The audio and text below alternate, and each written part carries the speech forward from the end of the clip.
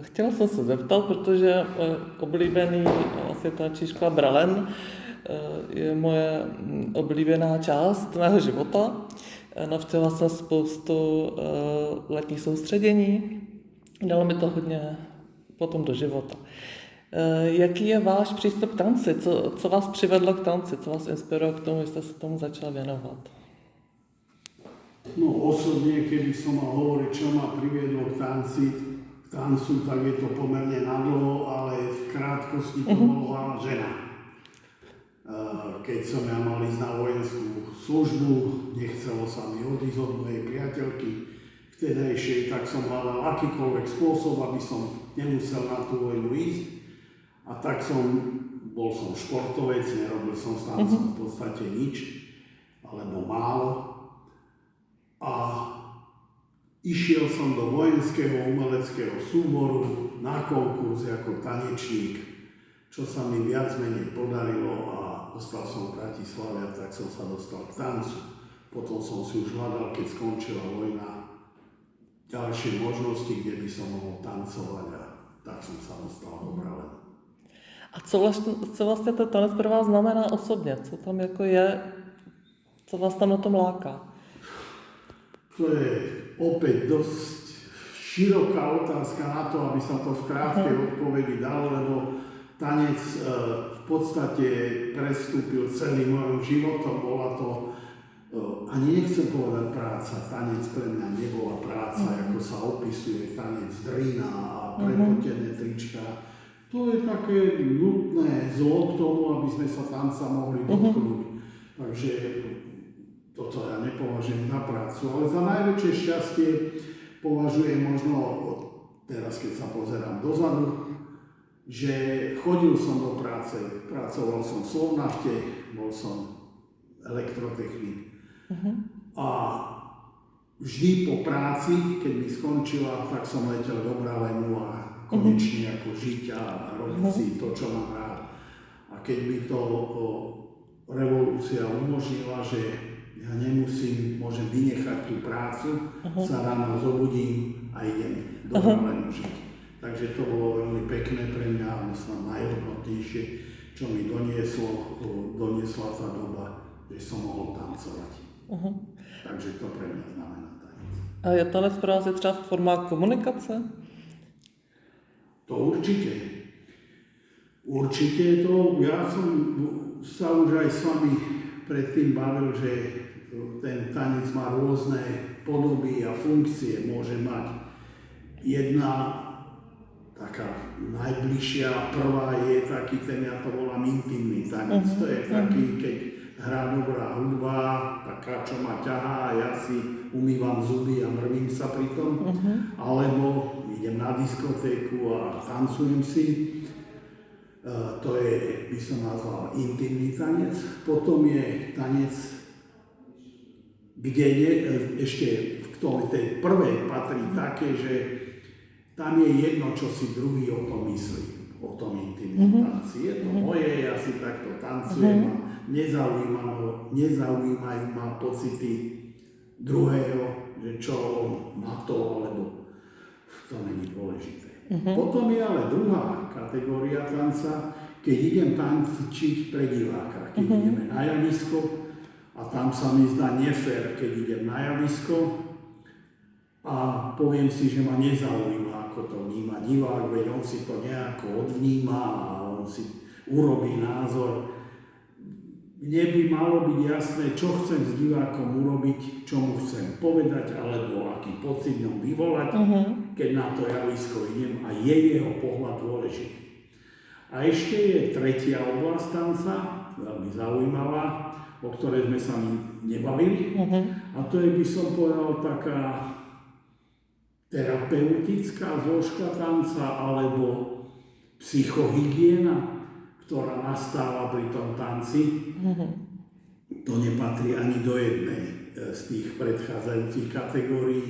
To je kategória, kde využívame tú výnimočnú vlastnosť tanečného pohybu, že dokáže nám vyčistiť hlavu, dokáže nám dokonca liečiť aj niektoré problémy nášho tela.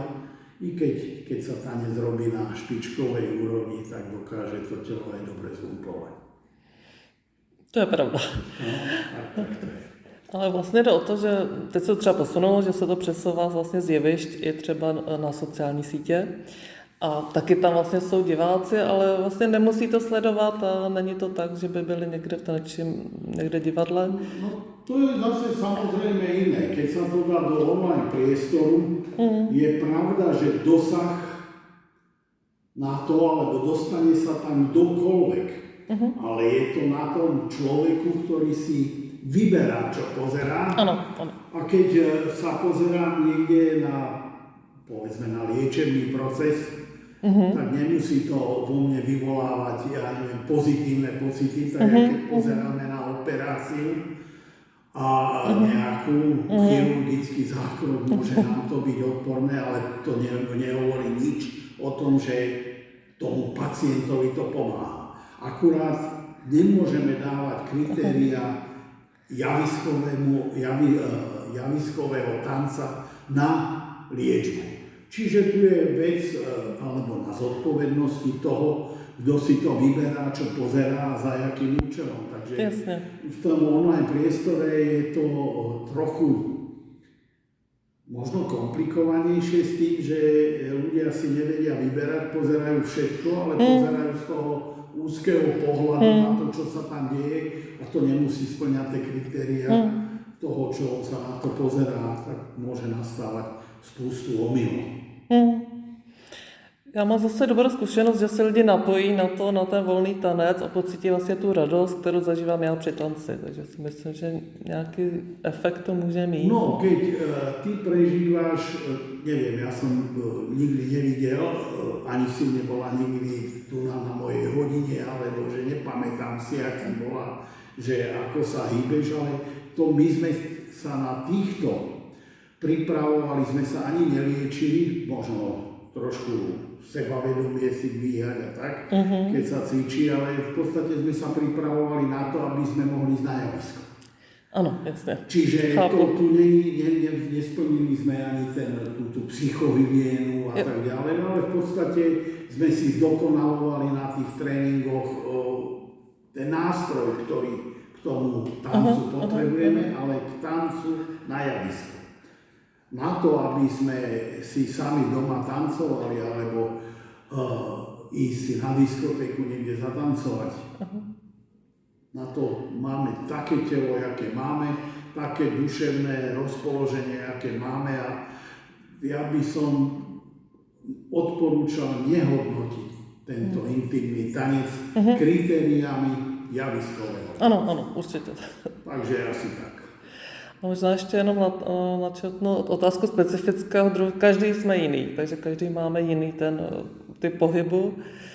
A možná, mně se to jako povedlo nějakým způsobem propojit jako s životem, že vlastně ta osobnost, pokud není třeba trošku jako cizorodá taková, nebo ne všichni ji pochopí, tak třeba nějakým způsobem se nedokážu na to napojit, ale vlastně přes ten tanec já věřím, že to jde jako přímo od srdce k srdci, takže by mohli jako víc tu osobnost pochopit. No to možno, že ty hovoríš o tej psychohygiene, ktorú tanec používa, že nám to uvoľňuje emócie, zbližuje ma to možno aj s niekým, ktorý to zdieľa, ale pozor, možno, že toto nie je ten typ tanca, ktorý by mali na javisku.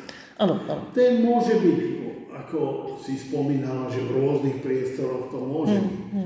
Ale ak by sme to dali na javisko a posadili ľudí do hľadiska, vyinkasovali od nich peniaze a na to, aby sa pozerali na našu liečbu alebo psychohygienický efekt, to sa mi zdá trošku nefér voči tým ľuďom. Čiže tento typ tanca patrí všade, ale nie možno, že takto. Že keby sme sa zúčastňovali toho pohybového, že zažijeme ten pocit, zážitkovej, sme tam spolu, tak to môže aj na nás vplývať. Ale veľmi ťažko to bude vplývať, keď sa budem pozerať na toho z nejakého plyšového kresla a nasvietená budeš reflektormi. a vo mne to asi nebude vzbudzovať tie pocity, ktoré to vzbudzuje v tebe, keď tančíš. Čiže niekto z týchto dvoch je na nesprávnom mieste. Buď ten divák, alebo ten, nechcem povedať pacient, ale ten užívateľ tanca. Jasně, já vlastně ty lidi taky chci spíše aktivizovat k tomu tanci, jako i přitáhnout k tanci. A stává se to, že prostě lidi tančí na základě? To je zase môj pocit, že každého k tancu pritiahne niečo iné. Bralen oslavuje 50 rokov. Za 50 rokov prešlo tou sálou v podstate tisíce ľudí. Ale každý prichádza na ňu, na tú sálu, v podstate z iného dôvodu. Sú ľudia, čo chcú schudnúť, chcú hýbať sa, sú ľudia, ktorí tam došli omylom, sú ľudia, pre ktorých ten tanec bude profesionálnym smerovaním jeho života. Že každý tak ako každý, že nielen po fyzickej stránke sme každý iný, ale aj psychickej toho dôvodu, prečo ten tanec ideme robiť.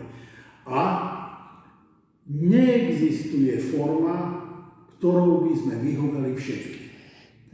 Niekto príde, že vôbec mu nejde o tanec, ale ide mu o to, aby bol v kolektíve a tanečné výkony ani nikdy nedosahoval, ale jemu bolo strašne dobre v tej partii, ktorá má nejaký cieľ a ide a to sa prenáša na ňo.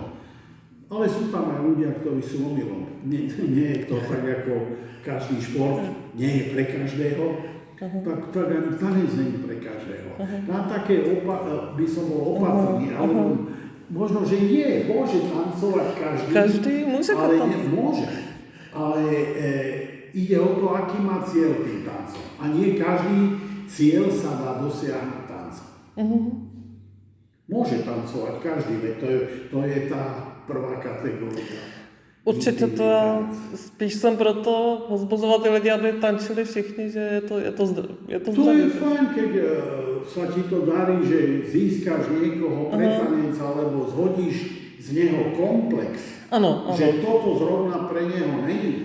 A učíš ich v podstate v tej prvej kategórii, že, lebo mnohí ľudia sú zabrzdení, že on ani doma sa nejde, ja to neviem a to není pre Mají mňa. obavy, jasne. A ja nepočujem hudbu a ja neviem čo, ja nevyzerám tak, ako sú baletky na tomto na javisku.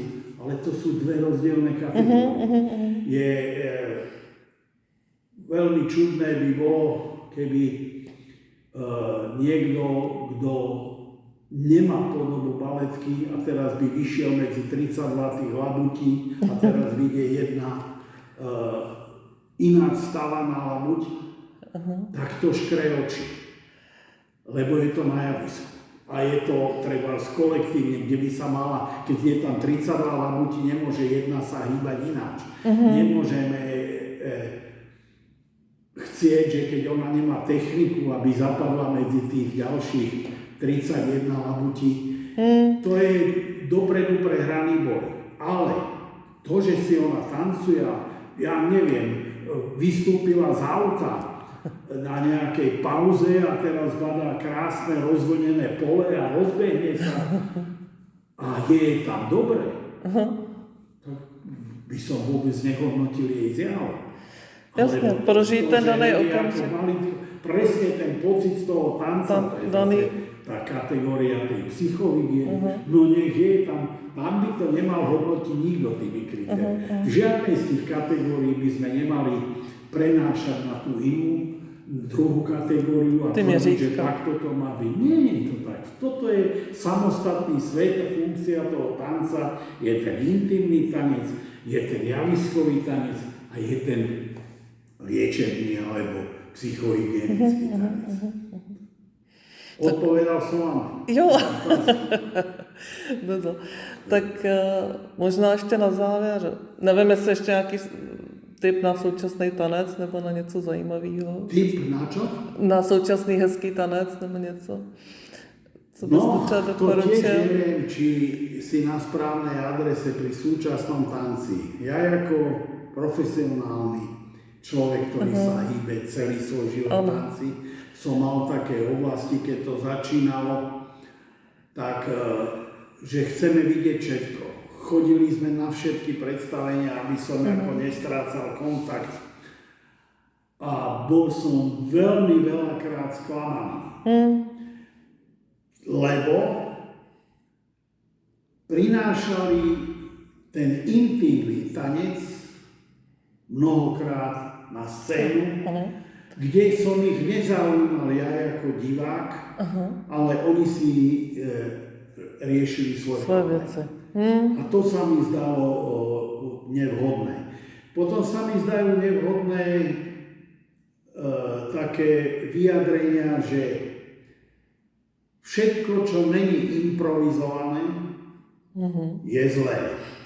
Všetko, čo je založené na technike, je zlé.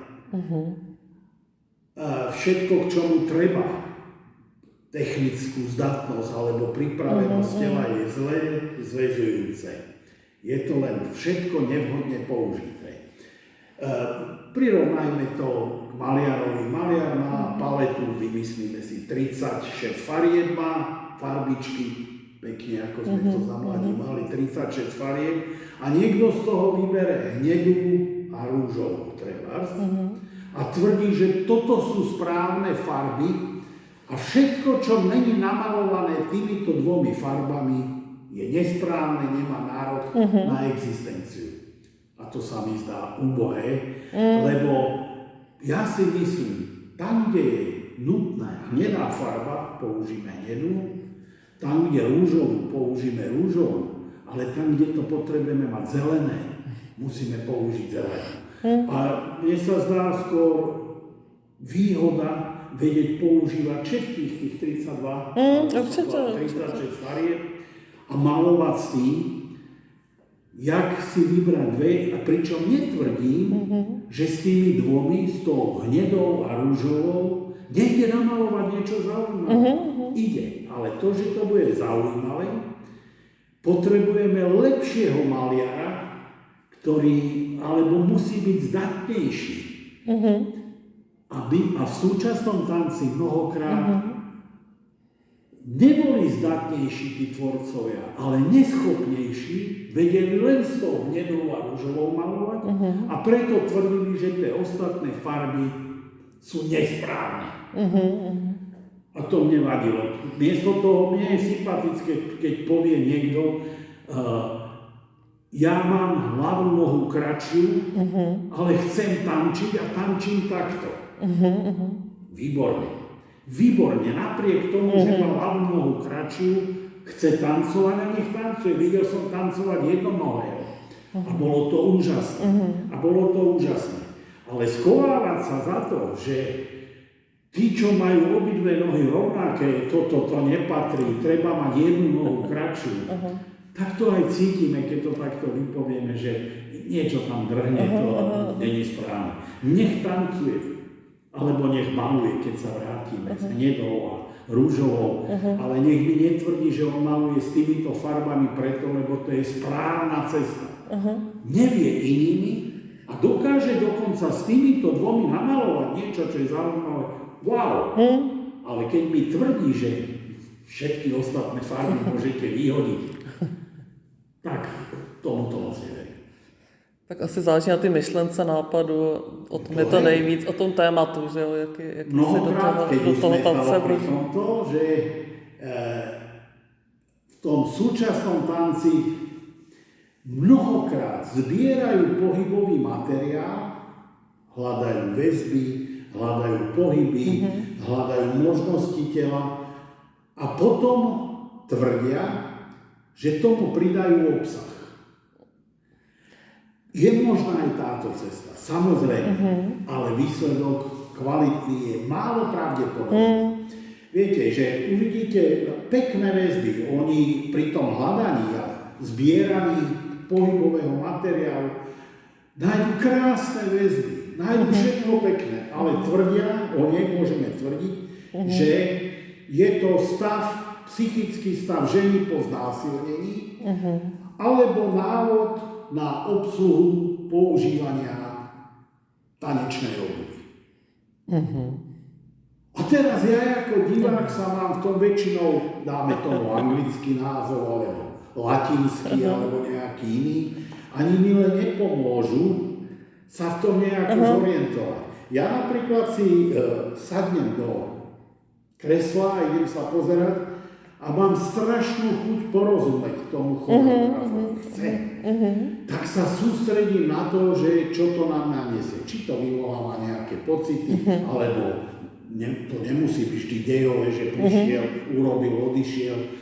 Proste, že niečo, čo mi chce ten povedať. Keď to nenájde, tak začnem pozerať po babách. Pekné, škarečie. Keď to není, tak aspoň hudba, či to je. Keď aj to je vrzgot, alebo dverí, alebo niečo iné, tak ľutujem, že tam sedím. Hej, že prídem veľmi otvorený, ale potom každým tým nedostatkom nejakým sa to zatvorí a potom ľutujem, že som tam, že mohol som ten čas stráviť nejako ináč. A keď sa vrátim k tomu, mnoho tých predstavení bolo takých, že som sa takto zavrel, že som tam nenašiel nič, čo by sa dostalo ku mne a potom som si povedal, že budem chodiť len na veci, ktoré mi niekto odporúči, že nemusím byť ten prvý filter, ale keď mi niekto povie, choď si toto pozrieť, to je celkom zaujímavé.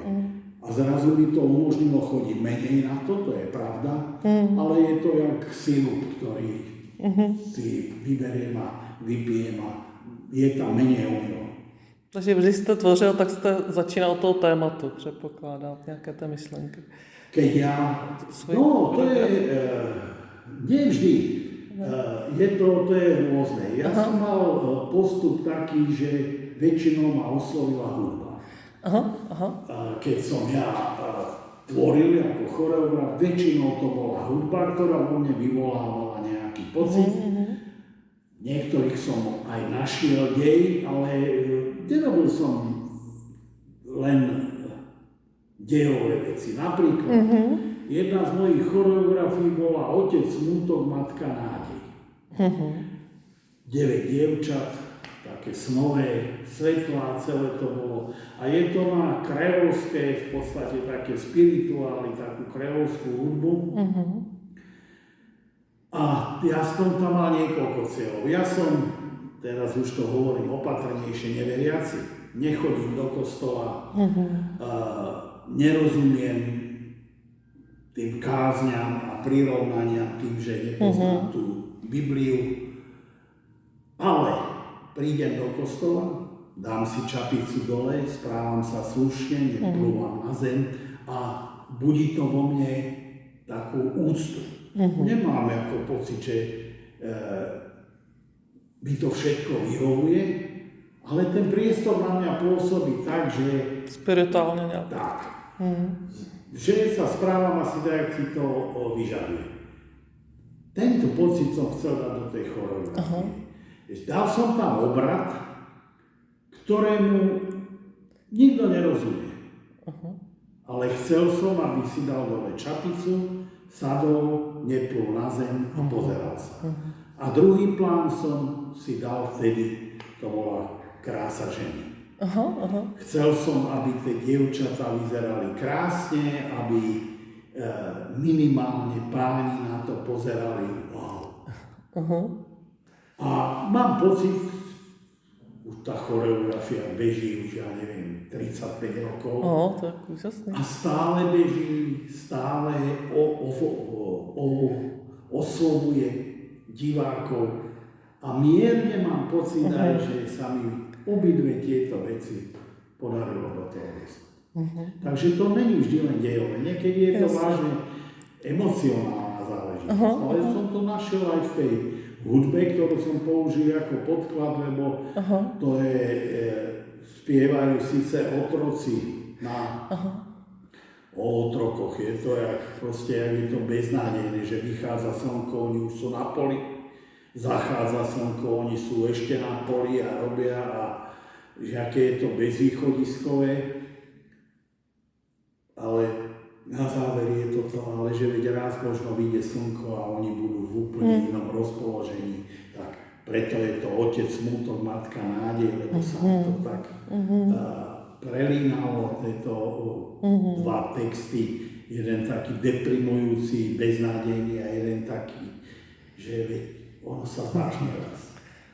Takže niekedy to nie je len o deji, ale sú to pocity. A myslím si, že keď to choreograf alebo interpret aj tak myslí, tak to divák cíti. To divák cíti a on treba hľadať ten spôsob, ako to z toho tela tých interpretov dostať. Tak na závěr nějaký taneční povzbuzení měl byste pro lidi, kteří třeba Taneční začít? povzbuzení. Tančiť sa dá v akomkoľvek veku, i keď tomu už teraz v mojom veku moc neverím, lebo hlavne to telo už nefunguje tak, ako fungovalo. Ale len pre tú oblasť tancovať pre niekoho. Ale preto, aby som si zatancoval sám, alebo s mojou manželkou, my napríklad každú oslavu, každý Silvester, keď sme doma, papučový Silvester, ale my si zatancujeme, to je to. A možno, že to nesplňa kritéria pre niekoho, ale tam nikto není a naše kritéria to splňa. Aha, tak to krásně. Tančit může každý. A v podstate. Tak moc děkuji za rozhovor. Prosím, nech sa páči.